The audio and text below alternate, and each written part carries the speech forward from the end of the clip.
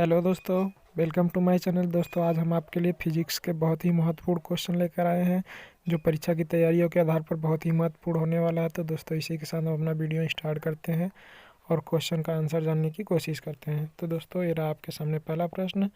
मानव नेत्र में जो बिंदु प्रकाश के लिए बिल्कुल सुग्राही नहीं रहता होता उसे कहते हैं। ऑप्शन ए पीत बिंदु, ऑप्शन बी अंध बिंदु, ऑप्शन सी निकट बिंदु एंड ऑप्शन डी दूर बिंदु।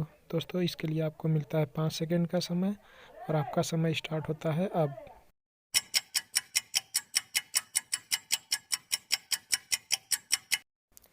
तो चलिए दोस्तों इसका आंसर जानते हैं। मानव नेत्र में जो बिंदु प्रकाश के लिए बिल्कुल सुग्राही नहीं होता दोस्तों उससे अंध बिंदु कहते हैं। मतलब इसका राइट आंसर बी होगा दोस्तों। इसी के साथ अगला प्रश्न देखते हैं और अगला प्रश्न ये रहा आपके सामने। दोस्तों मानव नेत्र में होता है, दोस्तों मानव नेत्र में कौन सा लेंस लगा होता है? चलिए बताइए दोस्तों। इसके लिए आपको 5 सेकंड मिलता है और आपका टाइम स्टार्ट होता है अब।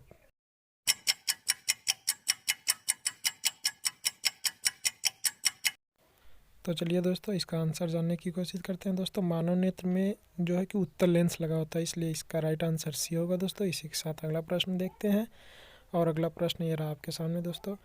उदय और अस्त होते समय सूर्य दिखाई देता है। दोस्तों सूर्य उदय और अस्त होते होते कैसा दिखाई देता है? इसलिए आपका ऑप्शन ए है लाल, ऑप्शन बी है नीला, ऑप्शन सी है काला और ऑप्शन डी है पीला। दोस्तों आपका टाइम स्टार्ट होता है अब।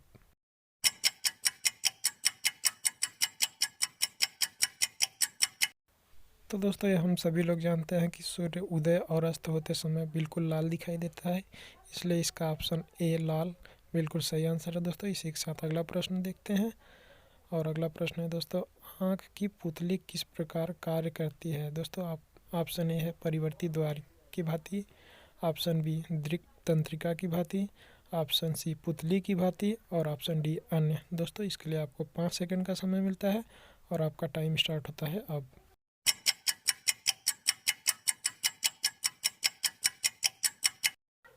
तो चलिए दोस्तों आंसर देखते हैं। दोस्तों आँख की पुतली परिवर्ती द्वारक की भांति कार्य करती है। तो दोस्तों इसके लिए ऑप्शन ए बिल्कुल सही आंसर है दोस्तों। इसी के साथ अगला प्रश्न देखते हैं और अगला प्रश्न है दोस्तों। टार्च से किस प्रकार की पुंज की प्राप्ति होती है? दोस्तों ऑप्शन ए समांतर प्रकाश पुंज, ऑप्शन बी संतृप्त प्रकाश पुंज, ऑप्शन सी असंतृप्त प्रकाश पुंज और ऑप्शन डी सभी कथन सत्य हैं। तो दोस्तों इसके लिए 5 सेकंड मिलता है और आपका टाइम स्टार्ट होता है अब।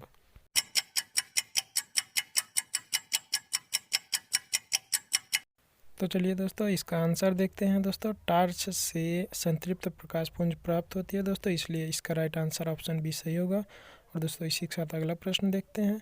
अगला प्रश्न है दोस्तों। सामान्य नेत्र की रेटिना पर बनने वाला प्रतिबिंब होता है। दोस्तों ऑप्शन ए आभासी और सीधा, ऑप्शन बी वास्तविक और सीधा, ऑप्शन सी वास्तविक और उल्टा और ऑप्शन डी आभासी और उल्टा। दोस्तों इसके लिए आपको 5 सेकंड का टाइम मिलता है और आपका टाइम स्टार्ट होता है अब।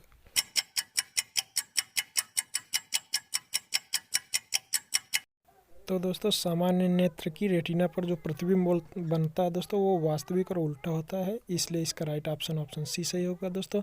इसी के साथ अगला प्रश्न देखते हैं और अगला प्रश्न है दोस्तों। नेत्र लेंस में समायोजन की क्रिया होती है। दोस्तों ऑप्शन ए है आइरिस द्वारा, ऑप्शन बी है नेत्र लेंस द्वारा, ऑप्शन सी सिलियरी पेशियों द्वारा, ऑप्शन डी कार्निया द्वारा। दोस्तों आपका टाइम स्टार्ट होता है अब।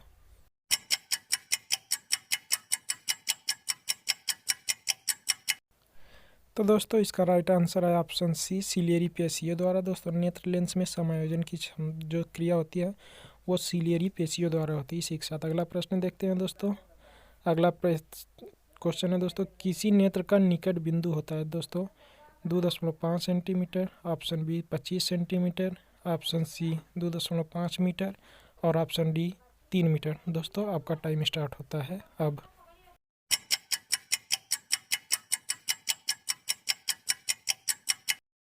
तो दोस्तों इसका राइट आंसर है 25 सेंटीमीटर। दोस्तों नेत्र का जो निकट बिंदु होता है वो 25 सेंटीमीटर होता है दोस्तों। इसी के साथ अगला प्रश्न देखते हैं।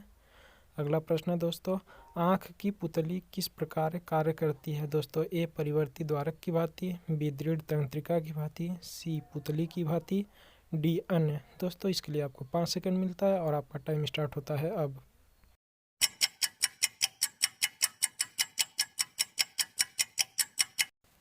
तो दोस्तों इसका राइट आंसर है ऑप्शन ए, परिवर्ती द्वारक की भांति। दोस्तों आँख की पुतली परिवर्ती द्वारक की भांति कार्य करती है। इसी के साथ अगला प्रश्न देखते हैं दोस्तों दर्पण की चौड़ाई को दर्पण का कहा जाता है। ऑप्शन ए है दोस्तों फोकस, ऑप्शन बी ध्रुव, ऑप्शन सी द्वारक और ऑप्शन डी इनमें से कोई नहीं। दोस्तों इसके लिए आपको 5 सेकंड का टाइम मिलता है और आपका समय स्टार्ट होता है अब।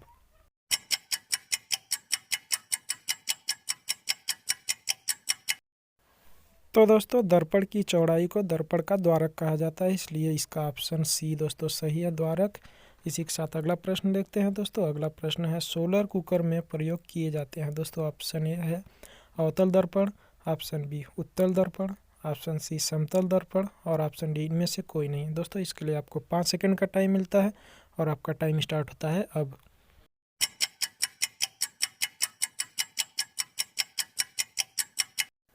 तो चलिए दोस्तों इसका आंसर देखते हैं दोस्तों। सोलर कुकर में प्रयोग किए जाने वाला दर्पण दोस्तों अवतल दर्पण होता है, इसलिए ऑप्शन ए बिल्कुल सही है दोस्तों। इसी के साथ अगला प्रश्न देखते हैं। अगला प्रश्न है दोस्तों रोगियों के नाक, कान, गले आदि की जांच करने के लिए डॉक्टर कौन सा दर्पण प्रयोग करते हैं। ऑप्शन ए समतल दर्पण, ऑप्शन बी उत्तल दर्पण, ऑप्शन सी अवतल दर्पण और ऑप्शन डी इनमें से कोई नहीं। दोस्तों इसके लिए आपको 5 सेकंड का टाइम मिलता है और आपका टाइम स्टार्ट होता है अब।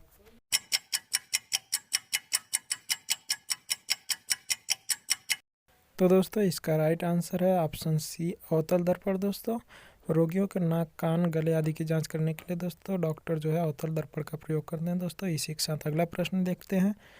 अगला प्रश्न है दोस्तों हीरा का अपवर्तनांक होता है। इसके लिए दोस्तों ऑप्शन ए है 1.77 है, ऑप्शन बी है दोस्तों 1.47 है, ऑप्शन सी है दोस्तों 1.44 है और ऑप्शन डी है दोस्तों 2.42 है। दोस्तों इसके लिए आपको 5 सेकंड का टाइम मिलता है और आपका टाइम स्टार्ट होता है अब।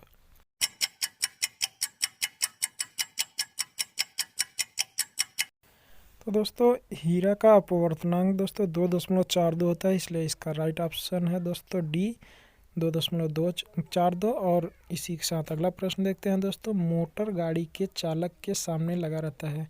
दोस्तों मोटर गाड़ी के चालक के सामने कौन सा दर्पण लगा रहता है। दोस्तों ऑप्शन ए है अवतल दर्पण, ऑप्शन बी है समतल दर्पण, ऑप्शन सी है उत्तल दर्पण, ऑप्शन डी है एन। दोस्तों इसके लिए आपको 5 सेकंड का टाइम मिलता है और आपका टाइम स्टार्ट होता है अब।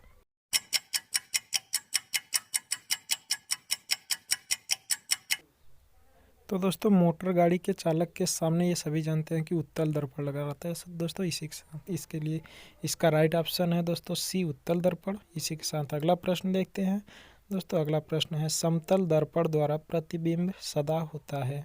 ऑप्शन ए है आभासी और उल्टा प्रतिबिंब, ऑप्शन बी है वास्तविक और सीधा, ऑप्शन डी है सीधा और आभासी, ऑप्शन डी है दोस्तों वास्तविक। इसके लिए आपको 5 सेकंड का टाइम मिलता है और आपका टाइम स्टार्ट होता है अब।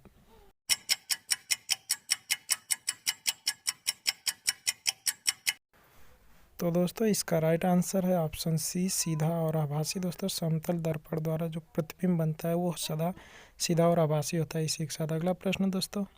अगला प्रश्न है दोस्तों आँख में प्रवेश करने वाले प्रकाश की मात्रा को नियंत्रित करता है। दोस्तों आँख में जो प्रकाश प्रवेश करता है उसको कौन सा जो है कि अंग नियंत्रित करता है। दोस्तों ऑप्शन ए है परितारिका, ऑप्शन बी है पुतली, ऑप्शन सी है लेंस, ऑप्शन डी है दोस्तों पश्चमा भी पेशियाँ। इसके लिए आपको 5 सेकंड का टाइम मिलता है दोस्तों और आपका टाइम स्टार्ट होता है अब।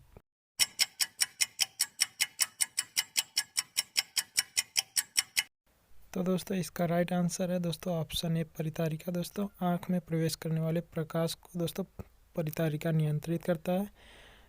तो दोस्तों इसी के साथ हम अपना वीडियो समाप्त करते हैं। उम्मीद करता हूँ कि आपको वीडियो पसंद आया होगा। दोस्तों अगर पसंद आया हो तो लाइक करें और चैनल को सब्सक्राइब करते हैं और मिलते हैं नेक्स्ट वीडियो में। तब तक के लिए बाय दोस्तों।